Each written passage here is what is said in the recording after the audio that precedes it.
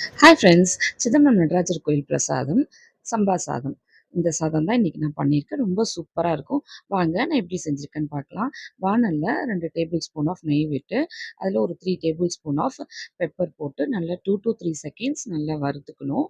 வறுத்துக்கிட்டு 2 table spoon of சிறுஞ்சீரகம் போட்டு அதை நல்லா செவக்க வறுத்துட்டு தனி பிளேட்டில் அதை ட்ரான்ஸ்ஃபர் பண்ணிவிட்டு ஆற விட்டு ரசத்துக்கு அரைப்போம் இல்லையா, அதை விட இன்னும் கொஞ்சம் ஃபைன் பவுடரை அரைச்சி வச்சுக்கணும்.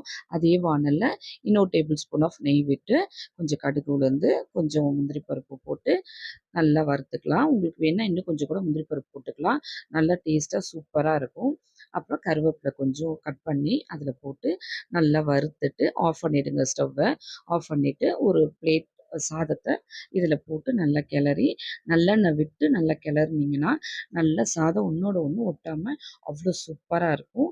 கொஞ்ச நேரம் அதை வந்து கிளறி வச்சுட்டு நம்ம பவுடர் பண்ணோம் இல்லையா, சீரகமும் மிளகுத்தூளும் அதை இதோட சேர்த்து மிக்ஸ் பண்ணி கொஞ்சம் உப்பு போட்டு இன்னும் கொஞ்சம் நல்லெண்ணெய் விட்டு நல்லா மிக்ஸ் பண்ணிங்கன்னா சூப்பரான சிதம்பரம் நடராஜர் கோயில் பிரசாதம் ரெடி ஆகிடுச்சு.